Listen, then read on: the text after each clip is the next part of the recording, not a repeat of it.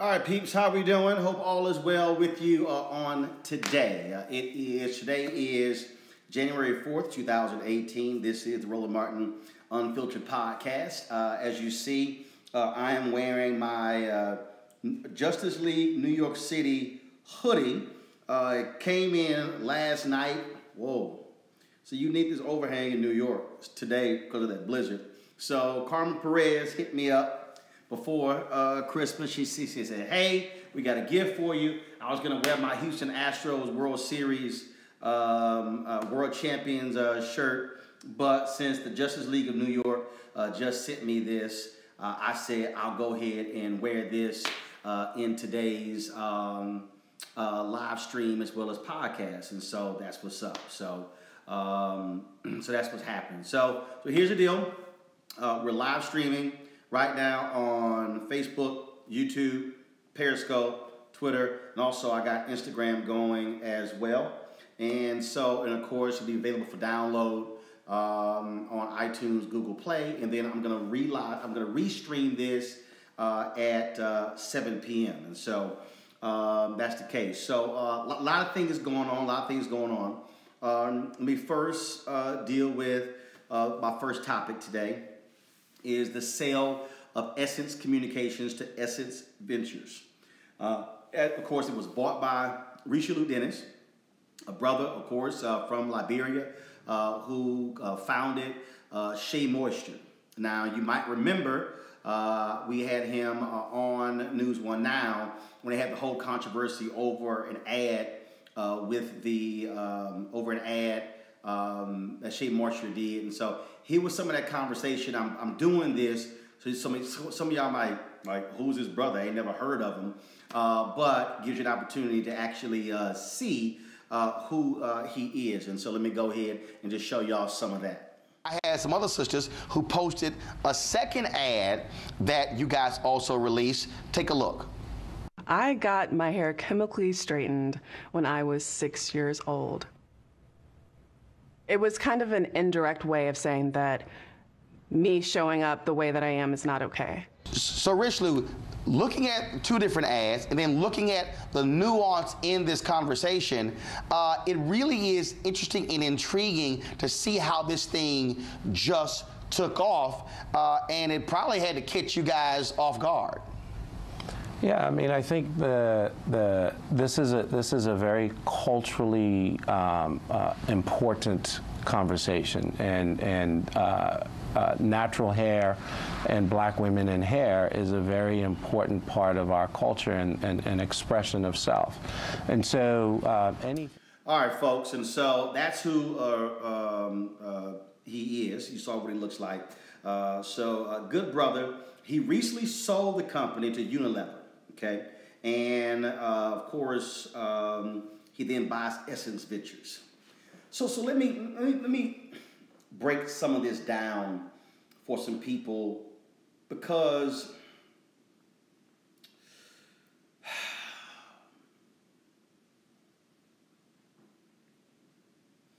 how can I put this? There are some moments where some black folks will drive me crazy. And this is one of those moments. So I saw some people who were tweeting, who were mad and upset. His brother, he sold his company. Let me provide you with some historical context.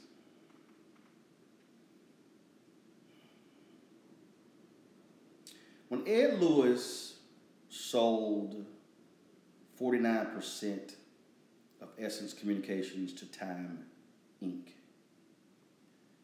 He did that to see how they would work out, how things would go. Then they sold the remaining 51% to Time Inc. because Ed Lewis said he wanted to ensure the future success of the company. Black people were mad. Black people were upset. But Ed Lewis said, I need to ensure a that the magazine will continue to live and would be with a magazine company. Other people were really angry and mad. They were upset. But here's why, and I get it. I get why black people were reacting emotionally to the sale of Essence no longer being black owned. But I need to remind those people that not a single one of them ever paid one of the bills of Essence magazine. Oh yeah, I know people say, I'm a subscriber. You're right. But you were getting 12 issues of Essence magazine for $15. That wasn't paying for the magazine. It's not. Advertising pays for the magazine. It's simple as that. And so, not a single one of these people who were complaining ever paid any of their bills. They didn't sit here and miss payroll. They didn't give up their health care or other things to keep the magazine afloat. So it's a little hard for me to listen to folks who never run a business get mad when somebody sells. Here's what people didn't realize. If you read Ed Lewis's book about Essence, you would have realized that Ebony Magazine made more money from the sale of Essence than he did. Do you know why? Because according to his book, years ago, John H. Johnson tried to buy up the different shares of Essence magazine, and then they put in a poison pill and stopped him. So Ebony Magazine, Johnson Publishing Company, was a huge beneficiary of the sale of Essence magazine to Time Inc. So he sells it to Time Inc., and he did so because thinking that, well, Time Inc., they can leverage their other magazines to drive more advertising revenue to Essence magazine. Ed Lewis said. Well, the magazine game has now changed. The internet has changed the game. And so as a result, the magazine industry is not as profitable as it used to be. So what has changed? Well, Essence magazine, and this is just a fact, Essence magazine makes more money off of the Essence Music Festival than they do the magazine. I need y'all to hear me. They make more money from Essence Music Festival than they do all the advertising in the magazine. We call that non-traditional revenue. So what did Essence do? Well, in the last couple of years, they created the Essence Music Festival South Africa. Yep, they've had it there. So what is Dennis doing? So I need y'all to really listen to this. Dennis sells Shea Moisture. And with the proceeds of Shea Moisture, that he got from that, he's able to turn around and buy this historic black magazine that's really now a branding company. And we mad?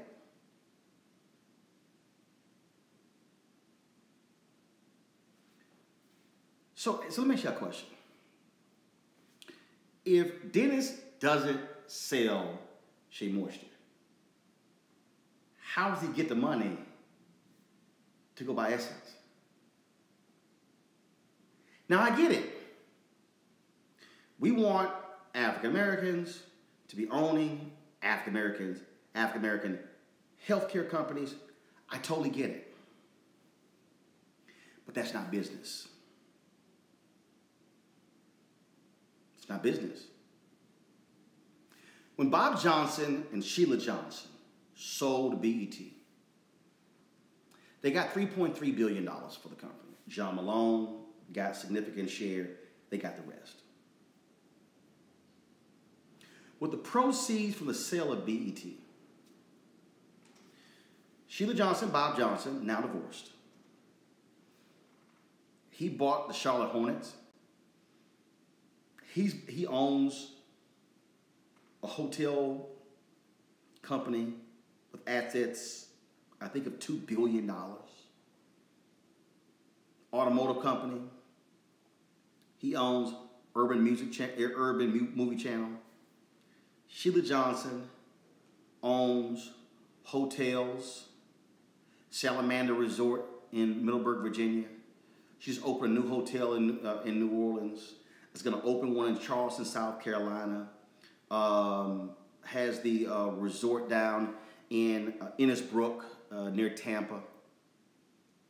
She's made other investments. I mean, I can go down the line. So with the sale of BET, they've been able to expand business. So we're mad. We're upset.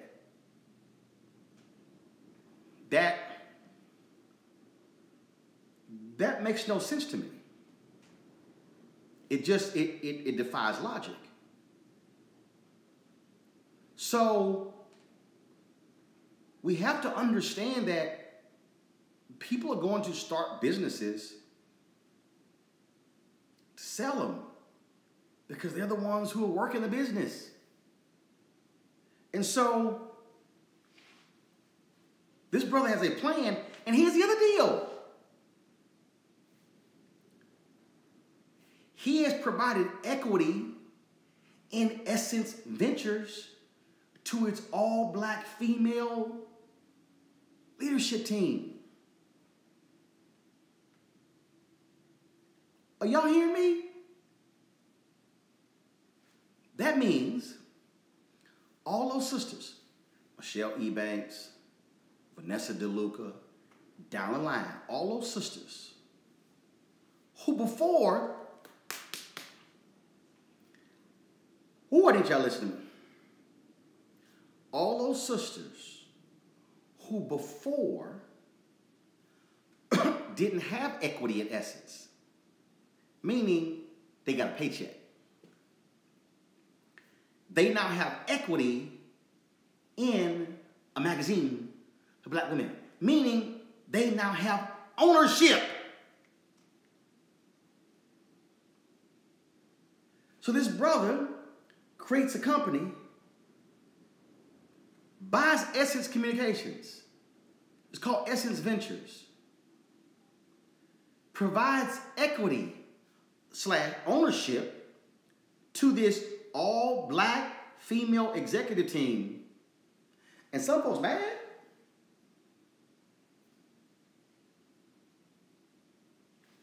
That makes no sense. This is why we have to stop being emotional about business. And here's the thing. He's still president and CEO of Shea Moisture, which he sold. Which means he can drive advertising and other things to Essence because Now, somebody over here just said, Roland, I disagree. Media is more important to culture than hotel and basketball teams. Really? Really? Brother, here's what you don't realize. The brother who just made that point. You concentrating on what it means to culture. Do you now realize that Bob Johnson and Sheila Johnson employ more black people today with all of the companies they own than who they employed at BET? I'll wait.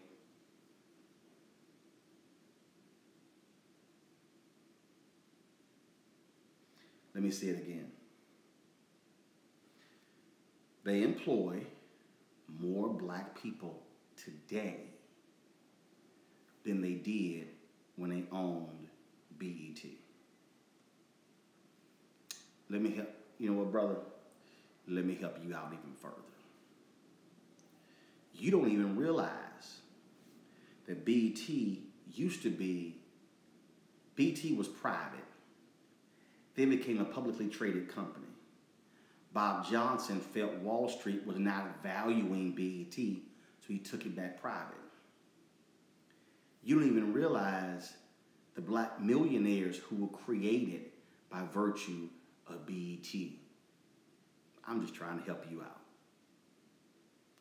And those same black people took the money they made from BET and have been able to open other businesses. See, so while you focused on the culture, which I totally understand, being somebody in media, we can't have both ways. We can't try to talk about a culture conversation, economic conversation, a jobs conversation, a wealth creation conversation. We can't. So we should be applauding what this brother has done by acquiring Essence Communications, because now his whole deal is, how do we now take this thing even bigger? Let me. You read the press release, and they're talking about what they're looking to do digital. The brother from Liberia, him and his mama started Shea Moisture. Essence now has a music festival in South Africa. I guarantee you this brother is thinking, with 2/3 of the world being people of color, how can Essence now be an international brand?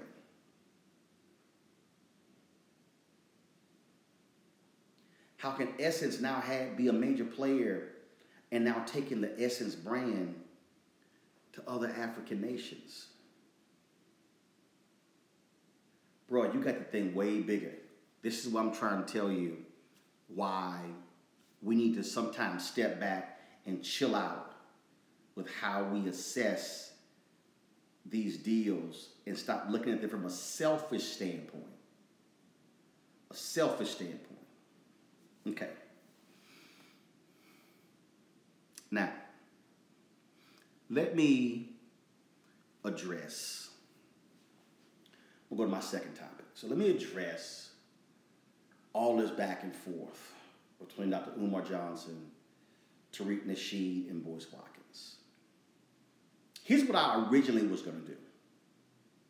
Originally, I was going to do this live stream and literally sit here and read a book and then say at the end, well, that's all that needs to be said about that. Because it really has no impact on my life. None. This back and forth between Tariq, Umar, and Boyce, no impact. Has no relevance on my life at all.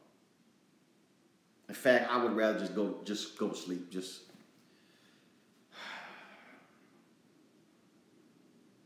do that. I'd rather just go to sleep.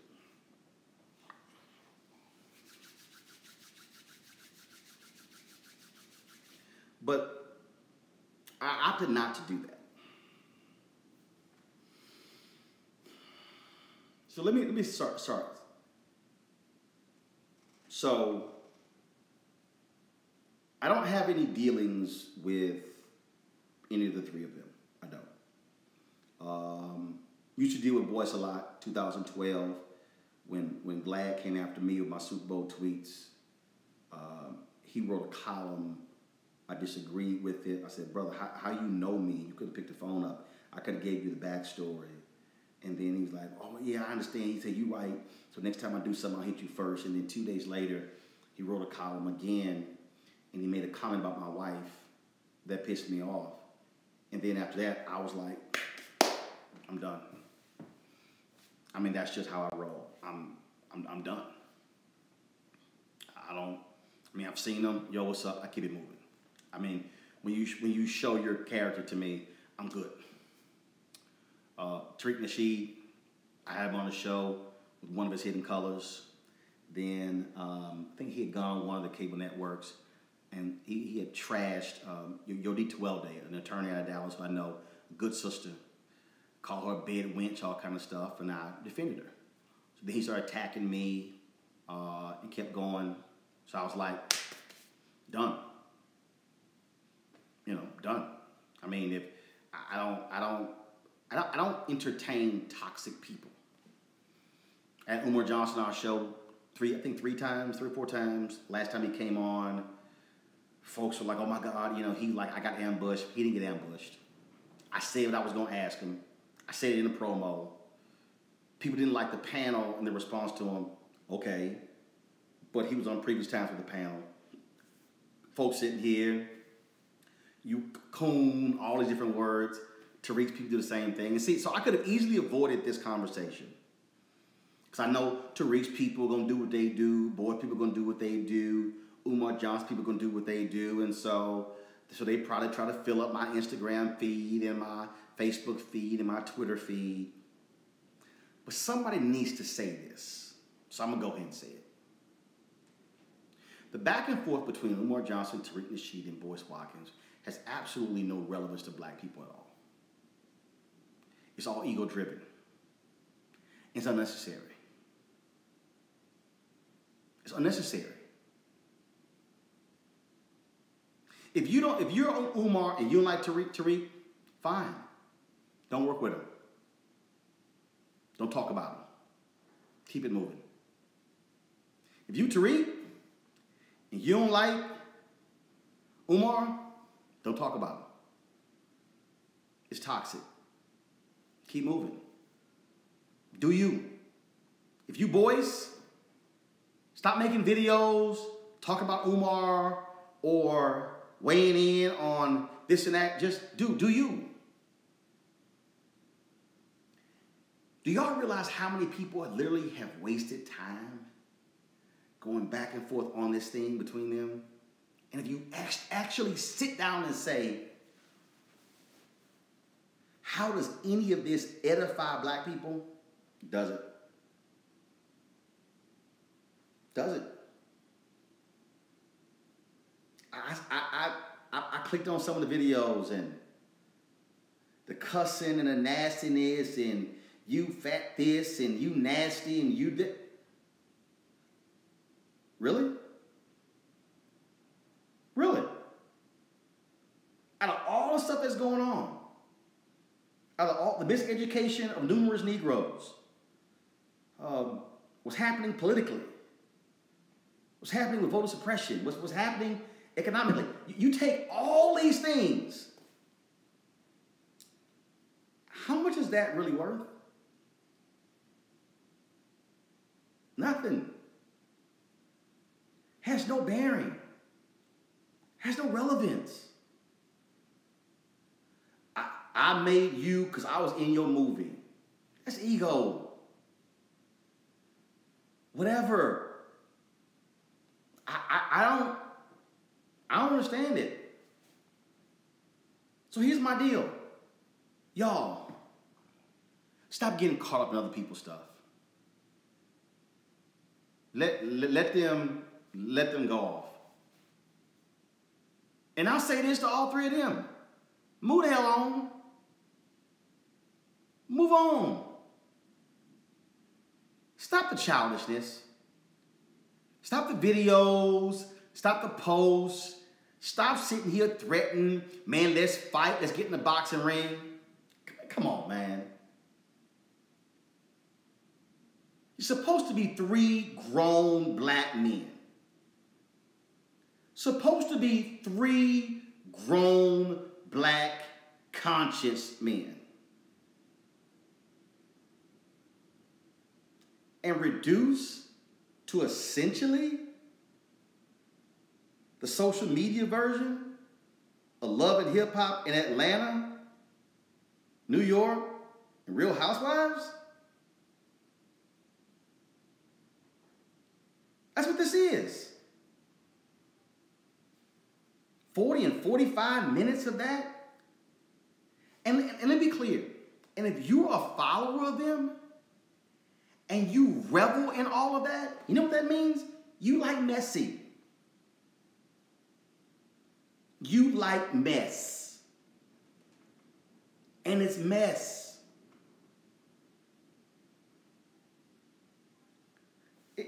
When Tariq's people try to come at me, I know all the language.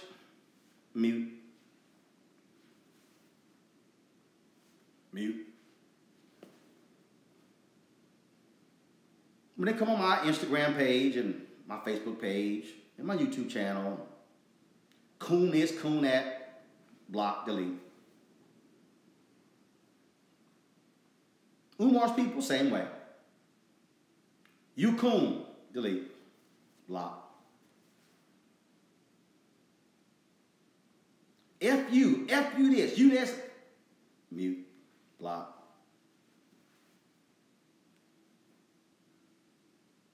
No relevance to me.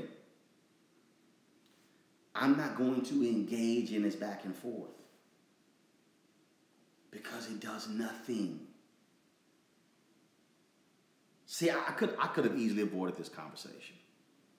I could have easily just said, you know what? I ain't gonna say nothing. Man, my name Bennett ain't in it. I said, you know what? No. Another black man needed to say it. Another black man needed to say to 3 other black men, can y'all cut this nonsense out? It does nothing for black people. It does nothing for consciousness. It does nothing for advancement. All it does is reduce people to silliness. And that's what it is. If you want to go make movies, Tariq, without Umar, do you? Go right ahead. Umar, if you want to go speak somewhere or keep raising money to open a school, man, just go. Just go. Boys, if you want to do whatever you do with your website, go ahead and do it. But seriously, the name calling and the trashing, all that sort of stuff, is just a bore. And all it does is take up precious space in the minds of many people. And what it does is it allows messy people to revel in more of the messiness. Again. And guess what? And if that means, oh man, I got more people who click that YouTube channel, whatever. Whatever. If this thing was all about that, if this thing was all about, Instagram followers and stuff like that, congratulations. Congratulations. Way to go. Way to go. But it means nothing. All I heard was a bunch of name calling, trash talking, just mess. And 3 grown black educated men should not be behaving like that. If somebody don't like you, whatever, they don't like you. It don't even matter. Just focus on what you're doing. That's what I'm doing. I don't care what my critics say. I don't. All these people, oh yeah, this is why your show got canceled. No, you don't know what the hell you're talking about. I heard directly from the CEO why the show got canceled. And I'm meeting with them to figure out what we're going to be doing in 2018. I'm working on other plans. That's what I'm doing. That's what I'm focused on. Period. Not haters, not anything else. Don't care. Don't care. It means nothing to me. Nothing to me. Last thing, Donald Trump has gotten rid of his fraudulent voter fraud commission dealing with election integrity. It was a joke. Shout out to the Lawyers Committee and Kristen Clark, to NAACP Legal Defense Fund and Cheryl Eiffel. Their lawsuits did a great job on holding them accountable. Trump, of course, is back to trumpeting voter ID. Again, Republicans are all about voter suppression. See, these are things that matter. And so I'm trying to get some stuff up and explain, trying to get some stuff up that I'm working on. And hopefully we'll be talking with Kristen Clark real soon about this and what it means. So we're working on those things right now. So again, great job to them. So that's it, folks. I gotta go. I got some other work to do. I've got some business meetings I'm working on, and you can hit me up on Twitter, Instagram, Snapchat at Roland S. Martin. You can also go to my digital website, allthat.tv, for some great content. Don't forget. You can also catch me on this audio podcast. You can download this by going to Google Play or going to iTunes. And, of course, don't forget as well, you can check the replay of this on YouTube, Periscope, and Facebook. And I'll restream this at 7 o'clock as well. All right, folks, y'all have a great day. And do me a favor. Focus on stuff that matters.